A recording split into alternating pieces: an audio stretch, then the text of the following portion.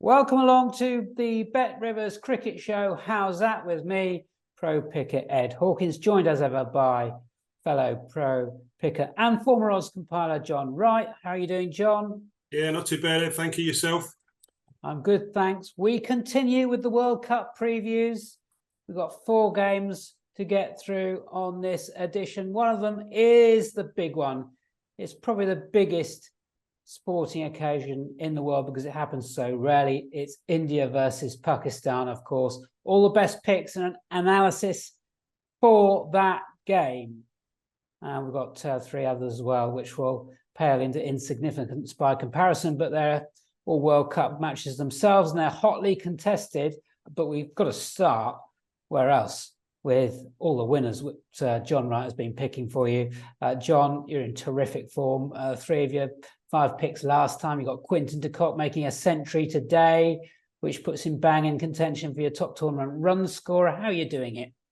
Yeah, well, it's a long way to go, isn't it? We're only a sort of week into the tournament. Yeah, I've had quite a good start, but as I say, it's been a really interesting start to the tournament. As you say, there's been some surprises. I mean, Australia have been disappointing. England a bit up and down. And as I say, we're leading into this game at the weekend, which is obviously going to be huge. Both of these sides are unbeaten. Had sort of like differing performances, I suppose, Pakistan, but they are unbeaten after 2 games. And India, hosts, favourites, won their first 2 fixtures, look pretty strong at the moment, and possibly their best batter, Shubman Gill, probably going to not play his first game in the tournament. He hasn't played yet, has he? No, he hasn't played yet. We'll talk about India versus Pakistan. That is on Saturday. That is our feature game. Best picks from John and I for that one for sure. We've also got England versus Afghanistan from Delhi. That is on Sunday. Best picks for that one. A good few markets to go through as well. We think we know how that pitch is going to be in Delhi, so we've got some edges there. Then we'll finish off with Australia versus Sri Lanka from Lucknow on Monday, discussing that Australia team a bit, who have lost to South Africa and are in the mire. 2 defeats already. They can only afford to lose 1 more game. South Africa versus Netherlands from Dharam Salah on Tuesday. We'll talk about that match as well. Can we get an upset in either of those 2 last games? Housekeeping before we move on to the futures market for this World Cup with Bet Rivers. Follow us at Because We Win, please, on X, so you can win across all sports, not just cricket. And then at John Wright 15 and myself at Cricket Betting. Those are X addresses. And also, if you could give us some love on the podcast provider of your choice, please. Thank you very much. India plus 150 then, our outstanding favourites for this tournament with Bet Rivers.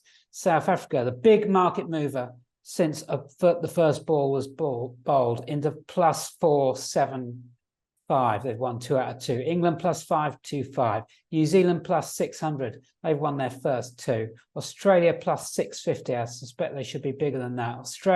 Pakistan plus 900. Sri Lanka plus 10,000. Bangladesh 12,500. Afghanistan plus 30,000. Netherlands we're not going to bother with because it's just haven't got enough numbers in talk about Netherlands. John, any mistakes on that futures for you? I mean, I think Australia, as I mentioned, should be bigger. I think Pakistan are about to get bigger. Maybe I'm going to give the game away there with that one.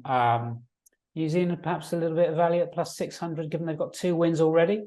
Possibly. I mean, New Zealand have got every chance, I suppose, to get to the semi-final, like they've done in previous World Cups. I think that the market's probably about right. As you say, the big move has been for South Africa. I mean, their batting performance in the 2 games has been spectacular. Their top 6 has definitely come to the party, and that's been the big market move, as you say, because if they can get their bowling to be competitive. I know you've mentioned it in the previous show that their economy rates for their bowling is pretty poor. But when you're getting like 428 and you're getting like 350 plus against, arguably 2 of the better nations. I mean, as you say, they've won those first 2 games against Sri Lanka and Australia, with the matches they've got to come, and we're going to be talking about one of them in a minute, where they should beat the Netherlands. You'd like to think that they're almost booked a place in the semi-final. What happens thereafter? South Africa have got a tradition of choking at latter stages of big tournaments, but their batting does look very, very strong. Yeah, and I think a theme of this tournament is in South Africa's favour. Basically, we're seeing roads. We're seeing really flat pitches. There's Chennai is a dodgy pitch. We thought Lucknow might be dodgy. It doesn't look that way. They've steamrolled Australia at Lucknow as we record. And basically, we're seeing very similar pitches across this tournament. More to come, of course, at Mumbai we've got to go to yet, but we don't really expect that to be a minefield for batters. And Chennai, as I said, is the only one which looks dodgy, but that's not going to have a say in semi-finals. So anyway, let's get on to the big one. I'd say, without fear of contradiction, this is the biggest sporting betting event you can get outside of a soccer World Cup. India versus Pakistan, Saturday, Ahmedabad. Bet Rivers money line for you, -250 India, +195 Pakistan. Very quickly, John, are you like me, and do you just expect India to crush Pakistan? Because this isn't just about cricket, is it? There's a lot of geopolitical stuff going on behind the scenes. Life will be made very uncomfortable for Pakistan. They've never beaten India in a World Cup 50-over match. A stroll for the hosts. Well, if you look at the head-to-heads recently, as you say, India have dominated, haven't they? They've dominated Pakistan in the Asia Cup. I think they've won like 5 of the last 6 ODI games. You would have thought, yes. But the one thing I would say with Pakistan, I mean, Pakistan have played 2 games so far, one against the Minnow and also one against Sri Lanka, which they were favourites to win. But their bigger players haven't really come to the party, have they? I mean, Bubba's got 2 failures. Shahid Afridi hasn't really bowled particularly well. I think he's got 2 wickets. So their runs have come from. I mean, Rizwan got a century in the chase, a good chase against Sri Lanka, but their runs have come from elsewhere. I mean, Shafiq's got runs, Shakil's got runs. So I'm thinking that the big game, you're looking for your big guns like your Babar Azam to sort of contribute, and with Harris Ralph with Afridi in the seam attack. So I'm expecting that Pakistan to be very, very competitive in this game. I think the betting's about right. I think India deserve to be the price they are. Whether I would back them or not, I'm not too sure, because I'm pretty sure the game will fluctuate. It'd be interesting to see what happens. I would imagine it's going to be a bat first. I mean, Ahmedabad, as you say, probably doesn't really suit spin. It's probably more suited to seam, but you're looking at what's the average there, Ed? It's sort of like 230, 240, sort of like was the average there. So you're probably looking for a bit more in the World Cup game, correct? Yeah, I think that's right. I mean, you're not far wrong, John. I think just mentioning those head-to-heads, very recent game that we should have a look at. India beat Pakistan while they thumped them by 228 in Colombo. That was just in September. Kohli and KL Rahul centuries. Pakistan absolutely blitzed 128 all out. I mean, I think at Ahmedabad, because it's looked good for batting, I really do think Pakistan needs some sort of assistance as a point of difference from the wicket or the weather. I just don't think they're going to get either. They need some seam and swing to bring Afridi into the contest, and we did see that in the Asia Cup in a washout in vastly different conditions that we're going to see at Ahmedabad, where it was seaming and swinging, and Pakistan put India under pressure. I just don't think we're going to get that.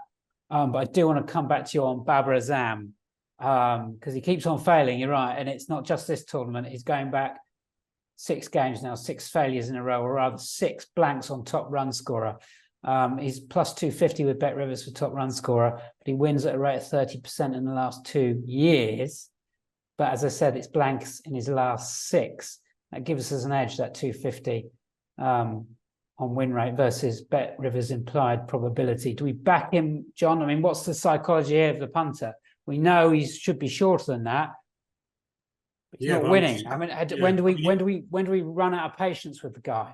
Yeah, I mean, it's a fair point. I mean, as I say, the runs have come elsewhere, haven't they? I mean, at the top of the order there. Shafiq got a century. Rizwan got a century. They bat quite down to number 7, don't they? There's got a lot of batting there, but you do want. I mean, he's been their kingpin over the years. You do want him to sort of contribute. Yeah, I probably wouldn't play in that market at the moment. As you say, I'll probably be looking for something a bit bigger, but and maybe play another derivative. But I think it's just a point that with him not contributing, you know, that chase against Sri Lanka, admittedly, Sri Lanka's bowling's been awful in the 2 games they played, but it was a fair old chase, wasn't it? 350, 345 batting second, and they got it quite convincingly without him contributing. So, yeah, I mean, I wouldn't be playing at that price, as I say, because I think his recent form does put you off it. So I'll probably be looking for a bit bigger, but maybe someone like a Shaquille, Rizwan or Shafiq could be the value. I think they'll probably stick with Imran al-Haq and Shafiq as opening. And they probably bat quite well down, don't they? I mean, Shadab's coming in at 7. I mean, they're quite substantial batting lineup. But as you say, India, I would imagine they'll make 2 changes. I imagine Shami will probably come in for Shardul Thakur. Just go with that experienced attack. I mean, Bumrah's been brilliant, hasn't he? That spell that Bumrah bowled against Afghanistan when he got 4 for 39, where it was, he was brilliant. His economy rate has been less than 4. He's got 6 wickets. He just seems to be on fire at the moment. And I think the most important thing, Ed, is that he's fresh. I mean, what you're noticing with a lot of these bowling attacks at the moment, whether it's the fact that they're not used to bowling 10 overs anymore, the franchise cricket, they're only bowling 4. Well, a lot of these bowling attacks, the bowling at the moment has been probably poor in the tournaments as a whole, with the exception of India. I think India have got that balanced attack, haven't they? They can bring Ravi Ashwin in, they can bring Shami in, pending what the pitch is like. And I think that's probably what's, okay, India have got a very, very strong batting lineup. But I think the bowling at the moment, if you look at all the performances in the tournament, I think the bowling, they've got all bases covered. And I think ultimately that's probably what's going to win them this tournament. Okay, we're going to go through some of these markets and get a name to follow for you from top run scorer, top wicket taker for the big one, India versus Pakistan on Saturday. We do have 3 other games to cover on this show, so stick around for the best picks for England versus Afghanistan. We'll look at that match that we mentioned earlier, Australia versus Sri Lanka and South Africa versus Netherlands. John, I'll give you some stats for you and then some prices. Top India run scorer. Rohit wins 26.3% of the time last 2 years. He's plus 300 with Bet Rivers. There's no edge there. Kohli will be hugely popular. Plus 275, wins 20% of the time. Baba, as we mentioned earlier, top Pakistan run scorer, plus 250, wins 30% of the time. Bet Rivers very handily have come up with some prices to score a 50 and to score a century in this match. And I think Kohli will probably be popular on these markets, plus 110 for a 50 for the batting king, Kohli, and score a century plus 350. We mentioned Baba earlier. We can take everybody out of the equation on top Pakistan run scorer, and we just want to have one bet, and that's him to score runs, to score a half century at plus 125. Rohit, big ton last time, plus 125 for another one. John, top run scorer pick for you if you've got one. No pressure. Yeah, I'd have a lean here. I wouldn't pin my colours to the mast. I think it's quite open. If I was having a bet, I'd probably with Pakistan, I'd probably go into the middle order. I can see India with Shami and Bumrah at the start making a quick inroads into that Pakistan top order. So I'd probably go for someone a little bit further down the order, someone like Shaquille batting at 5, and maybe even Shadab at double figures batting at 6. I think that India could run a little bit of mock early in the power play, and then it'll be down to the likes of like your Rizwan, your Shakils or your Shadabs to establish sort of a little bit of a resurgence and a comeback. So okay. I think probably the value is probably down the order. So I'd go with Shakil and Shadab at the prices. Shakil plus 650, Shadab plus 2,000. I'll give an honourable mention to Iftikhar at plus 1,100, who shared on us last time with 23 in that Colombo game that we mentioned.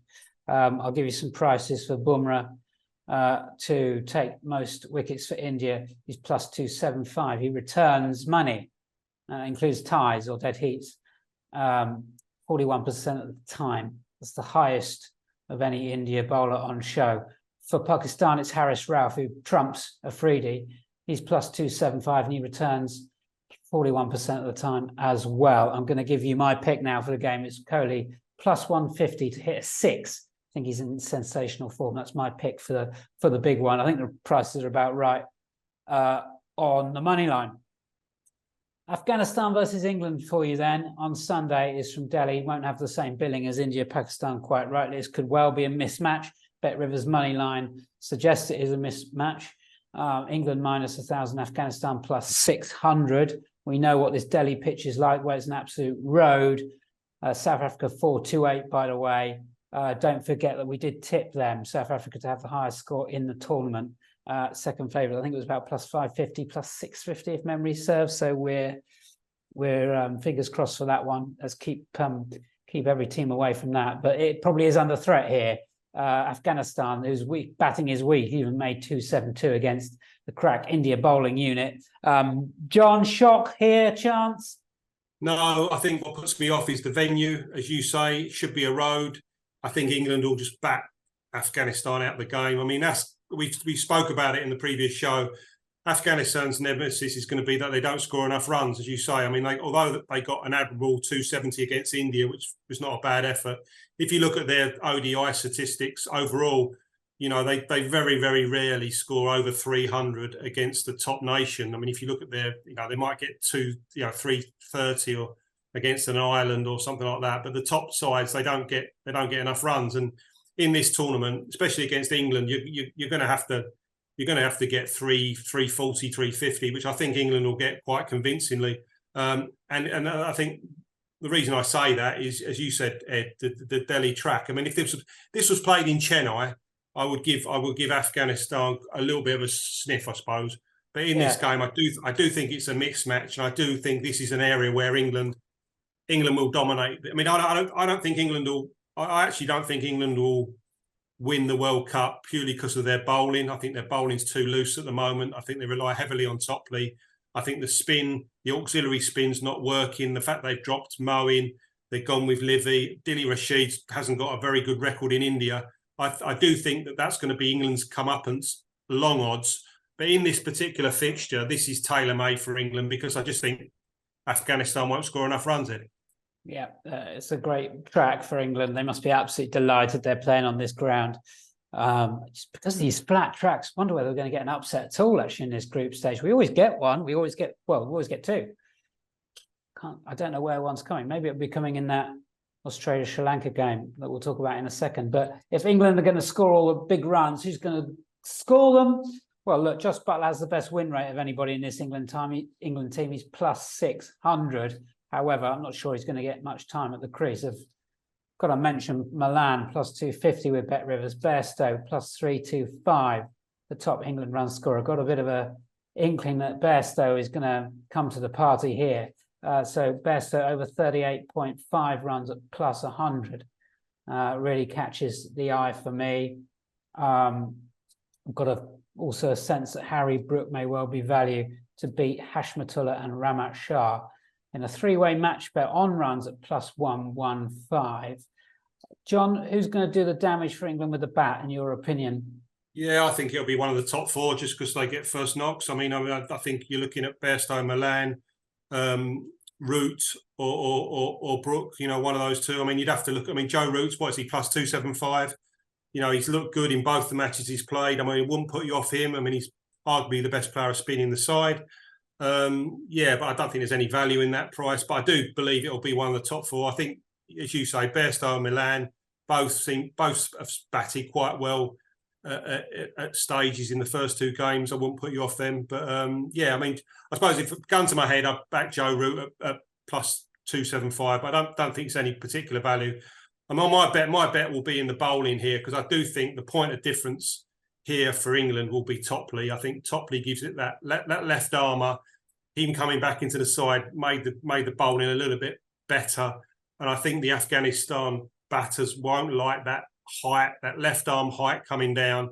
And I think that Topley to be top wicket taker for England in this game is a little bit of value at plus 300. All right, we'll have a look at the Afghanistan batting as well. Now with Ibrahim plus 300, who came into this tournament as by far and away their best batter, and as a theme about big name players letting down their backers, I guess, on these tops markets. Ibrahim's another one, 2 blanks so far. He's winning at a rate of 27%. John, do we keep faith with Ibrahim then? Unlike Bubba, plus 300 with Bet Rivers for top Afghanistan bat. We do. Yeah, I'd definitely keep faith with him. I mean, as I say, the openers seem to be getting in, but they don't seem to sort of like be pushing on. But I mean, as we just said there, Ed, I mean, with the top Afghanistan bats, I mean, you're probably, you're not looking for someone to get 100 to win it, are you really? I mean, probably like a 60 or 70 would possibly win it. But yeah, I mean, I definitely wouldn't put you off him. I think if the stats say that, I'd stick with them. And as I say, just roll with it. I think it'll come good in the end. Okay. Roll on with Ibrahim then. I'll just give you some mentions for top bowler for this one. Again, 2 other players, big name reputations. Blanks so far. Rashid, by far and away England's most reliable guy on this market, top wicket taker. Plus 300 with Bet Rivers, and Faruqi plus 325. Are they going to get a win anytime soon? I will mention also the relationship between top run scorer on a flat track and man of the match. So do check out the man of the match prices on Bet Rivers for this game. Johnny Bairstow plus 650, who I quite like. Joe Root is going to score some runs according to John Wright, so he's plus 550. We've got 2 more matches to go, but we don't have many prices to discuss. We've got money lines to talk about: Australia versus Sri Lanka and South Africa versus Netherlands. So we're basically asking a very simple question: do we get a giant killing? Do we get a giant killing at Look Now on Monday? John, Australia, for me, look all over the place. They don't know what their best 11 is. I thought it was very, very uncharacteristic of Australia to start chucking out the wicketkeeper Alex Carey, who only couple of innings ago top scored in that series against South Africa, and they chucked him out the side for Inglis. They dropped catches, they just didn't look sharp, they look low on confidence. The money line minus 375 Australia, Sri Lanka plus 275. Look Now pitch does look good for batting, but a little too paced. Sri Lanka batting has been good. If they bat first here, John, can we play them, and is this the first upset? Possibly. The one thing that's been disappointing with them, and I've said it before, is the Sri Lankan bowling. I mean, without Hasaranga, and also they're missing another couple of first teamers as well. I saw the interview after the game from the Chennai spinner Tekshana, and he basically threw them all under the bus. He said, "Well, we haven't got, apart from myself and the opening bowler Patharana, we haven't got any experience in India whatsoever." And he just said that was their problem, and I think it is their problem. I mean, they've just been awful. Their fielding's been poor, and South Africa got 4-8. They could have got more, and then you would have had them favourites against Pakistan at innings split, where they've set. They batted well, as you said, Ed. Mendes got a great 100 there, a really, really quick 100. And they set Pakistan 240 odd, and Pakistan got it quite easily in the end, didn't they? So it's the bowling that puts me off, really does. I mean, I think, as I say, I agree with you with the batting. I think Kusal Mendes was fantastic in the Asia Cup, and he's proved it in this World Cup with that brilliant 100. I think he's a superb batter. I think they could definitely get runs. It's just a question of whether they can actually contain Australia, and I think this is the perfect game for Australia to get back on the horse, to be honest with you, because I could see them getting quite a big score against Sri Lanka, because I just think Sri Lanka's bowling has been one of the key disappointments of what I've seen so far. But saying that, Australia, the captain's all over the place. I mean, that, as you say, Ed, to drop Alex Carey for this particular game after they'd gone with him for such a long period of time just seemed ridiculous. Couldn't believe it. I couldn't believe they did that. And then they play Stoinis. I mean, Stoinis has been taking the new ball in the lead up ODIs. He gets token 2 overs. Mitch Marsh bowled an over. thankfully Maxwell bowled very well. I mean, he bowled 10 overs, 2 for 32, but that's not going to happen every sort of day of the week. I thought, and the fielding was diabolical. I don't think I've ever seen such a poor Australian ground fielding and catching display. It was just awful. And I think Cummins, I mean, they're world test champions. They regained the Ashes, didn't they? And everyone was asking Cummins questions about how they played in that series against England, the fact that could he cope with baseball. And I thought it was a bit unfair that all the flack he was getting, his captaincy was getting. But today, they just looked all at sea. And as you say, Ed, I don't really know. I think they need Travis Head back in the side pretty quickly. And then Mitch Marsh could probably drop down to 3. But yeah, I mean, they do look all over the place at the moment, Ed. I think you've made a sorry, John, you've made a great case for Sri Lanka. I think Sri Lanka will give them some nervy moments if they bat first.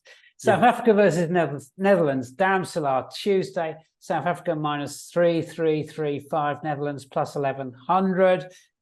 Need I remind you that South Africa, for all the world, they were going to qualify in the World T20 and then lost to Netherlands only a year ago, letting everybody down when they looked like $1 million.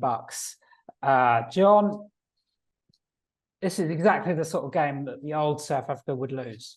Yes or no? It can only be complacency, I think. I mean, that's the thing. I mean, if they get complacent, they could lose. They've done the old South Africa. You're right. This is sort of game they would drop.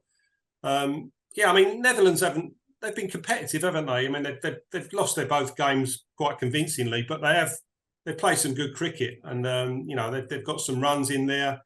As I say, players like Baz the leader has competed with both ball and bat, but you would expect that South Africa should win quite convincingly. But again, it wouldn't be the sort of bet I'd be getting involved in. I mean, I would be probably looking at a derivative. Be hard to look outside the top 4 or 5 in a South African batting order. You would expect one of them to get 100. But maybe there might be a little bit of value in the derivatives. We found it in the previous game with the leader. I mean, he chipped in with wickets and runs. And I think if that market comes up again, I mean, I imagine Bet Rivers will correct it because he achieved the goal quite convincingly. But as I say, he's got 6 wickets in 2 games. He's got 3 catches and he's got runs in both games. I definitely, for Bet Rivers derivative punters, I'd definitely be looking at that market again and seeing when the market goes up, what sort of level. I mean, I would definitely back him again if he was something like 45 over or under, because I think he could achieve that quite easily. There you go. That's the Bet Rivers preview show. For those games we just mentioned, Australia, Sri Lanka, South Africa, Netherlands, across the top run score and top wicket markets, we've got big game players who haven't won yet. Warner for Australia with the bat, Zampa for Australia with the ball. All big win rates in the South African lineup. Klaasen hasn't had a chance yet, with the Netherlands, Scotty Edwards with the bat as well. Keep those names in mind. That's the Bet Rivers Cricket Show. How's that? Another World Cup special is in the bag. We're here throughout the tournament. We'll be back with another clutch of games soon. See you next time.